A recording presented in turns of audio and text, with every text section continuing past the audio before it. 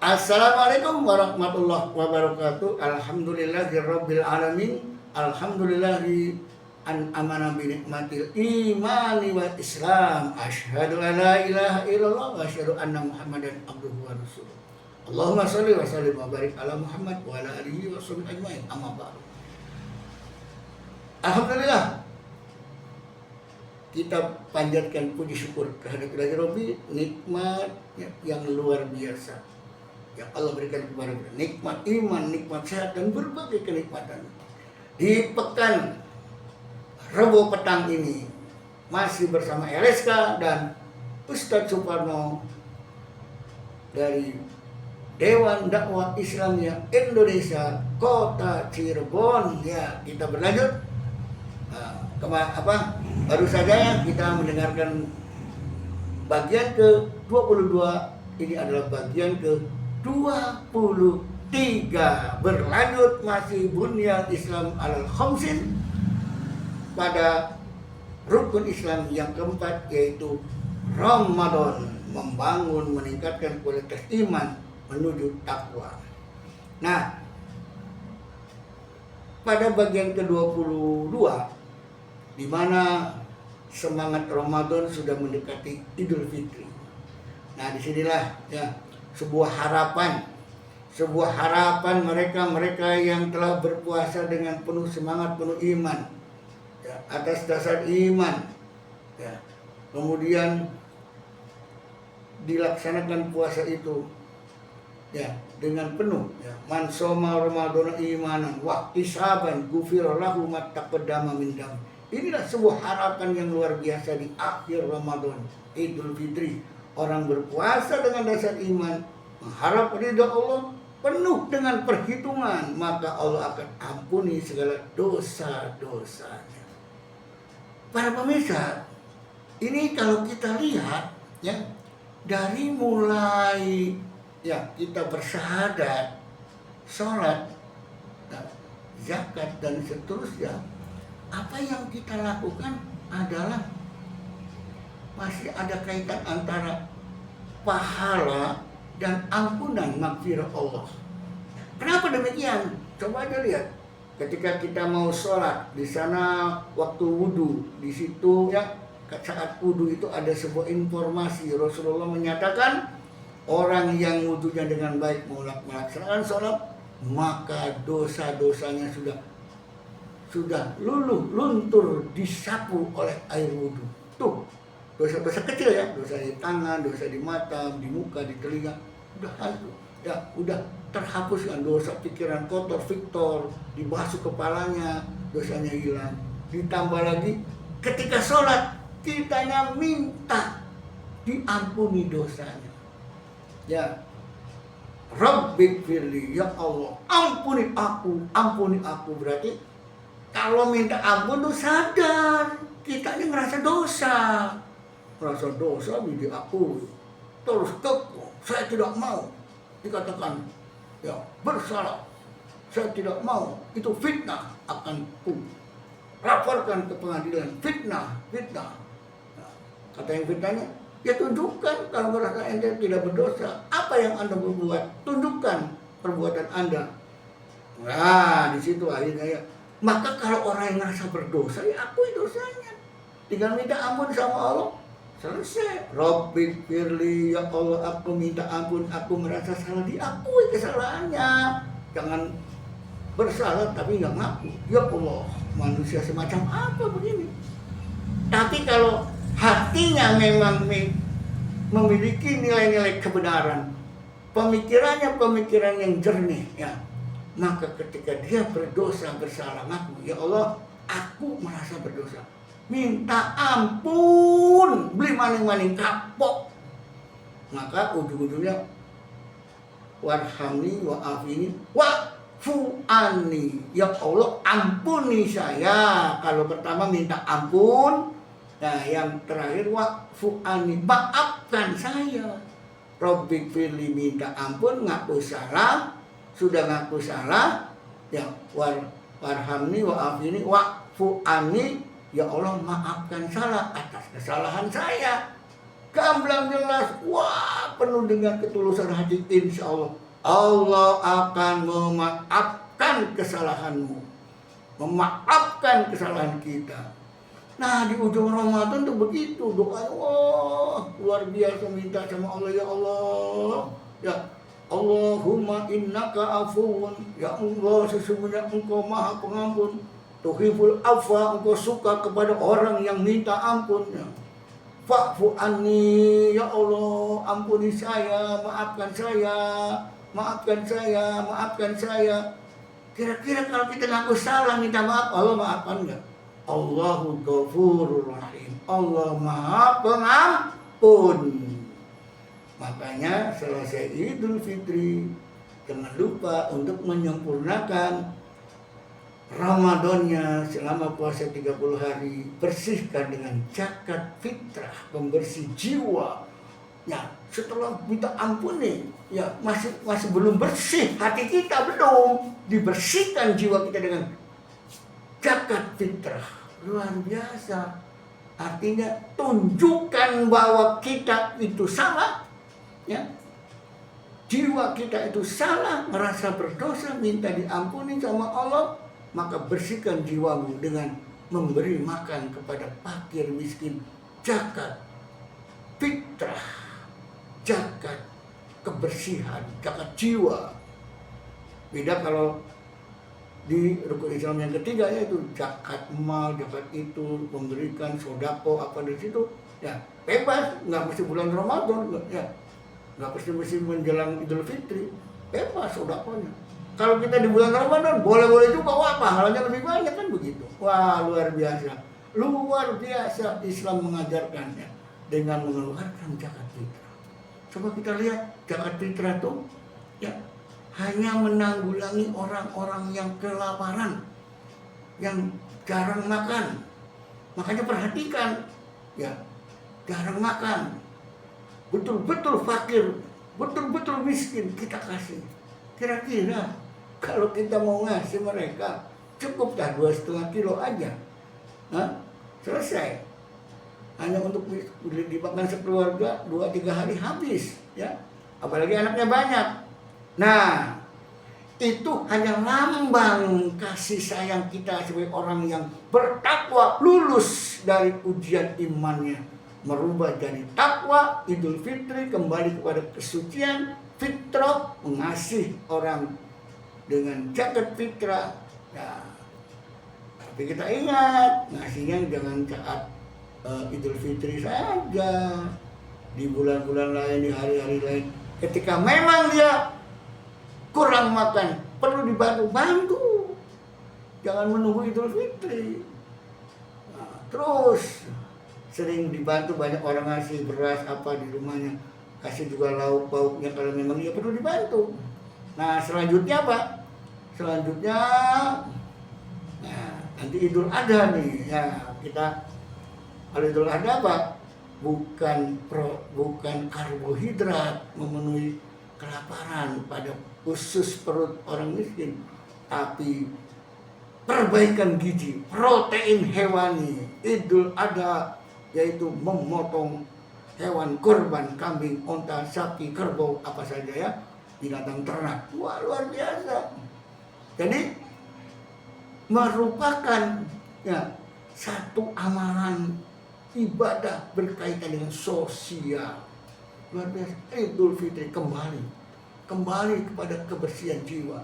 Idul Fitri ya bagikan orang yang telah lulus puasanya, kal yaumil waladatu ummu, bagaikan bayi yang baru lahir, ya bersih, belum punya dosa. Nah itu yang diharapkan orang yang berpuasa tuh, ya sehingga orang yang begitu tuh ya bagikan bayi yang baru lahir itu, itulah mendapat gelar la'allakum tattaqun, hasil dari syam Ramadan, hasil dari puasa Ramadan, jadilah orang yang takwa. Nah saat Idul Fitri merupakan sebuah gambaran, ya setelah selesai lulus puasanya, malamnya takbiran, besarkan nama Allah, ya tebarkan kasih sayang kepada fakir miskin, sholat Idul Fitri bersama. Ya, diupayakan di lapangan. Supaya apa? Supaya semua anggota masyarakat kumpul di lapangan lebih besar daripada masjid. Kenapa? Itulah suasana syiar kebesaran, ya, kebesaran nilai-nilai Islam diwujudkan. Persatuan dan kesatuan umat kompak di situ. Jadi kalau ada sholat yang di lapangan, memang kita harus ke sana semua. Yang di masjid kosongkan. Jangan enggak, kita sini masjid baik. Yang penting gimana. Jangan. Persatuan umat. Ini luar biasa nih, Islam mengajarkan. Dibina melalui akidahnya, syahadatnya dengan sholatnya dibina ya melalui sholat harian, boleh di mushola, boleh di masjid. Ya, pembinaan, ya, kebersamaan, mantap imannya dengan sholat, ya, kualitas imannya mantap. Kemudian setiap hari berjamaah di mushola kecil-kecil, ya. Kemudian 1 pekan sekali sholat Jumat, masjid lebih besar dari berbagai mushola kumpul di masjid, ya, di masjid. Nah, di masjid di sana dibina. Kalau harian sudah, Jumatan 1 pekan sekali dibina oleh khotib yang berkualitas. Ini kalau bisa dibikin sebuah kurikulum Jumat, terutama di kampung ya, yang jauh, yang artinya yang jauh dari kota dan sebagainya, penduduknya perlu pencerahan wawasan keilmuan. Dibikin kurikulum Jumat 1 tahun 52. Ya. Temanya awal Januari, pekan pertama, pekan kedua dan seterusnya, ya, Jumat pertama, Jumat kedua dan seterusnya, materinya berkelanjutan. Materi akidah. Nah, masih akidah terus. Mantap akidahnya. Ibadah terus dan seterusnya. Sekali-kali bahasa Arab juga, perlunya berbahasa Arab, masyarakat harus tahu. Terus sampai persoalan yang lain, kajian yang lain, materinya jangan sama Jumat yang satu dengan Jumat seterusnya, ada kurikulumnya. Oke lah, ambil saja kurikulum di salah satu kampus, ya, misalkan kampus Islam, tentang pendidikan Islam, silakan di situ. Sehingga 1 tahun itu sama dengan 2 semester. Rakyat pemuda-pemuda yang tidak kuliah jauh bisa belajar tiap Jumat dengan materi dari kurikulum kampus pendidikan Islam yang bisa dinikmati oleh para pemuda yang serius mengikutinya, dan warga pun juga akan menambah wawasan. Nah, disitulah 4 tahun bisa jadi S1 tanpa ke kampus, tapi di masjid desa yang tertinggal. Ya, kalau di masjid kota ya sudah demikian, semakin banyak ini. Ya, pengennya ya kurang pas kalau di kota kurikulum Jumat itu berkaitan dengan kampus. Sehingga muncullah sarjana-sarjana dari kampung yang jauh dari kota, para pemuda-pemuda desanya bisa memiliki ilmu wawasan setara dengan S1 setelah 4 tahun. Luar biasa. Ya, ini belum ada nih, kalau ada desa tertinggal seperti itu, ada kampus yang bisa menyusun kurikulum Jumat, sekali-sekali dosennya dikirim ke sana, ke masjid kampung, bisa saja. Ini kalau Menteri Agama tahu, bisa dipakai nih kalau Menteri Agama untuk bagaimana pencerdaskan kehidupan bangsa dengan wawasan iman dan takwa. Di kampung akan muncul sarjana-sarjana. Wah, luar biasa ya, luar biasa. Itulah Idul Fitri. Ya, Idul Fitri menampung dari beberapa masjid, kumpul di lapangan. Wah, lebih banyak nih, bahkan ibu-ibu, ya, wanita-wanita semuanya, anak kecil, anak muda, kumpul di lapangan. Diinformasikan oleh khotibnya, inilah satu syiar persatuan dan kesatuan kita umat Islam di desa ini. Mari kita satukan. Nah, kalau program Pak Wali Kota kan ya. Apa tuh programnya yang kemarin ulang tahun Cirebon? Ya. Manunggaling, Winangun, Caruban. Ya, atau Winangun Manunggaling Caruban, membangun kesatuan, kebersamaan antara Umaro dan rakyat. Luar biasa. Nah, kalau program Pak Wali Kota Cirebon ini bisa dijadikan, misalkan itu masuk ke dalam masjid-masjid yang berkaitan dengan bagaimana membangun bersama kota Cirebon, silakan dirumuskan dengan MUI, dengan tokoh-tokoh ormas dan lain sebagainya, sehingga apa? Ya, nuansa pembangunan kota Cirebon yang didasari dengan wasiat Sunan Gunung Jati, Insun titip tajuk lan fakir miskin, akan terwujud, akan didukung oleh para DKM masjid-masjid yang dengan konsepsi khotbah-khotbahnya bagaimana menyumbangkan nilai-nilai rencana pembangunan yang dilaksanakan oleh wali kota, ya, sehingga materi khutbahnya itu iman, dakwah, semangat kebersamaan, persatuan, bagaimana kita bantu program pemerintah. Nah, seperti itu. Cuma ya ingat kembali, mudah-mudahan Pak Wali Kota ya bisa tetap menjaga PBB-nya, tidak ya kayak yang 2025 naiknya 100%, 200%, 300%, ada yang 500%, ya. Ada yang tadinya 9 juta jadi 60 juta bayar pajaknya. Tapi insya Allah ya kemarin sudah dirubah, naiknya cuma 20% saja. Alhamdulillah, luar biasa ya, luar biasa. Kalau kebersamaan antara Umaro dan dengan ulama dan rakyat, Manunggaling Winangun Cirebon ya, menyatunya pembangunan kota Cirebon antara rakyat dengan Umaro dengan ulama, insya Allah Cirebon akan menjadi percontohan. Karena isun titip tajuk lan fakir miskin itu kalau di Al-Qur'annya fal ya'budu rabb hadzal bait alladzi at'amahum min ju' wa amanahum min khauf. Ini sudah berdunia nih, berarti Cirebon nih. Wah, luar biasa. Sunan Gunung Jati ya menjadi sebuah ikon kota Cirebon menuju kemajuan, luar biasa. Itulah Idul Fitri ya, bagaimana ya menyatukan umat di lapangan. Ini berarti masih suasana Ramadan dan Idul Fitri ya.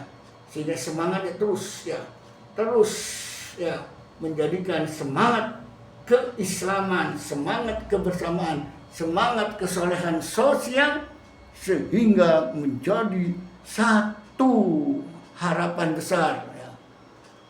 Menjadi satu harapan besar buat kita semuanya bahwa Cirebon harus ada perubahan tatanan sosial, keimanan, ketakwaan, kebersamaan antara Umaro, ulama dan rakyatnya. Wah, ini satu kebanggaan buat kita ya. Mudah-mudahan ya, kepada mereka yang punya niat dengan tulus bagaimana membangun kotanya masing-masing dengan semangat syahadat, sholat, sedekah, zakat, ya, kemudian siam Ramadan ya, dengan zakat fitrahnya, terus ya menjadikan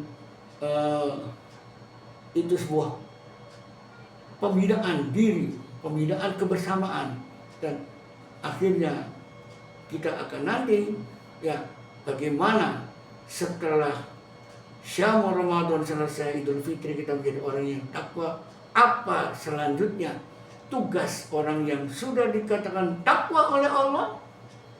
Sudah dikatakan dan sudah dinyatakan Anda telah lulus Idul Fitrinya, sudah takwa. Sehingga suasana Idul Fitri, wah, makan kupat opor ayam. Waduh. Jangan lepas taat wahai umat Islam. Waduh, kupat opor ayam, taatlah dan patuhlah wahai umat Islam. Kupat ya, kupat itu tanda orang yang bertakwa kudu patuh aja belubut maning setelah Ramadan. Kalau dikasih tahu kupat tahu kudu patuh tahu taat hukum. Ya, siapapun baik rakyat apapun aparat, kalau sudah Ramadan buat kupat tahu rubah yang dulu banyak dosa, tinggalkan. Kita sudah bebas dosa, sudah bersih, sudah jadi orang baik-baik. Ramadan itu, Idul Fitri itu, ayo kebersamaan. Dosa-dosa dulu udah jangan dilakukan lagi. Ya, merasa kita berdosa atau kita mau berbuat dosa lagi, ya sama aja bohong. Ramadan sudah pegel-pegel, capek-capek beribadah dan sebagainya, ingin jadi orang takwa. Setelah itu main kucing-kucingan lagi, ngintip ya, nyelip red ya, ngambil lagi lumayan ya, memanipulasi mata anggaran dan lain sebagainya. Jangan ya, semua habiskan, dosanya sudah tertutup. Kita wujudkan Ramadan ya, menjadi semangat merubah diri menjadi satu manusia yang bertakwa. Nah, apa tugas orang bertakwa selanjutnya? Nanti kita lihat di pekan berikutnya, minggu depan. Ya, di pekan berikutnya ya. Jangan lupa ya. Sambil menanti maghrib ya, para pemirsa di rumah masih bersama LSK, masih bersama Ustaz Suparno dari Dewan Dakwah Islamiyah Indonesia Kota Cirebon ya. Jadi semangat takwanya tuh tolong ya, siapapun orangnya tetap dijaga. Sebab apa? Sebab apa nih? Sebab ya, Allah akan memanggil orang yang bertakwa itu. Orang yang berhasil di Ramadannya akan dipanggil oleh Allah. Gitu. Sudah ngerasa lebaran makan kupat ya, enak kupat ya. Tahu kupat? Itu pojoknya 6 tuh. Ya, pojoknya 5, 6 dengan lubang atas. Artinya apa? Pojok 5 itu rukun Islam.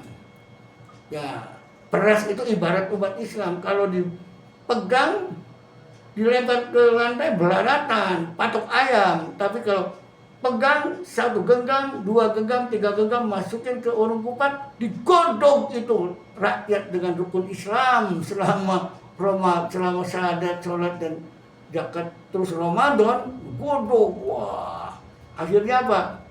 Kenyal, kuat, berasnya berubah jadi kupat yang kalau dilempar mantul tuh tidak akan bertataran. Nah, di situ kupatnya tuh jadi rakyat umat yang sudah digodok ya, masuk ke dalam urung kupat dari janur, maka di situ udah menyatu kekuatannya ya. Tadinya bertataran, sekarang udah melekat, menyatu, kenyal ya. Wah, luar biasa, sebuah gambaran kupat ya. Kudu patuh, kupat tahu, kudu patuh taat hukum. Nah, itulah gambaran umat Islam bagikan beras yang sudah digodok menjadi sebuah kesatuan yang kuat. Nah, disitulah gambaran ke depan manusia yang sukses Ramadannya takwa. Bagikan kupat tadi yang kebetulan kupatnya dibuat dari janur. Ya, daun kelapa. Janur itu ya, kita ambil kira-kiranya janur. Ya. Ada yang mengatakan janur, datanglah cahaya. Tapi kalau janur, jannah, nur, cahaya surga. Jadi orang yang takwa, hasil puasanya bagaikan ya, janur.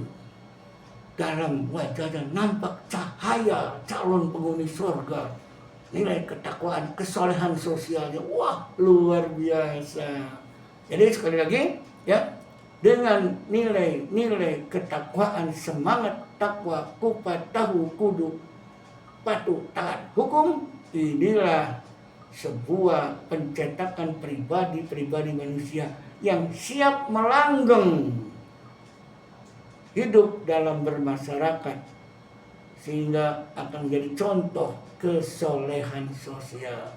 Dan orang ini akan dipanggil oleh Allah 2 bulan kemudian. Walillahi ala nasi hijjul baiti man istata'a ilaihi sabila.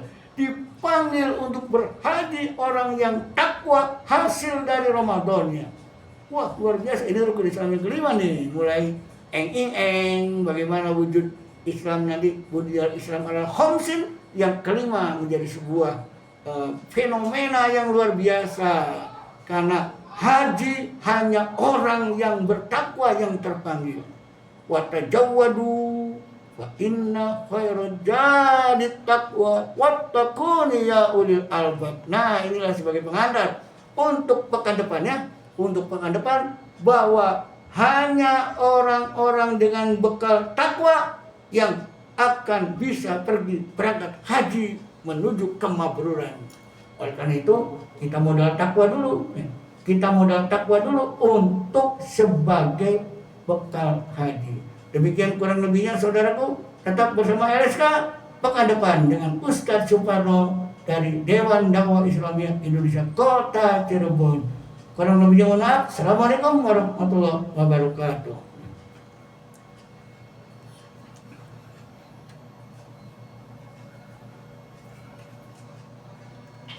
Waalaikumsalam warahmatullahi wabarakatuh. Dan saatnya LSK akan segera bergabung dengan Masjid Al-Barokah saatnya dikumandangkan azan maghrib saat berbuka puasa bagi yang puasa. Namun sebelumnya kita sama-sama dengar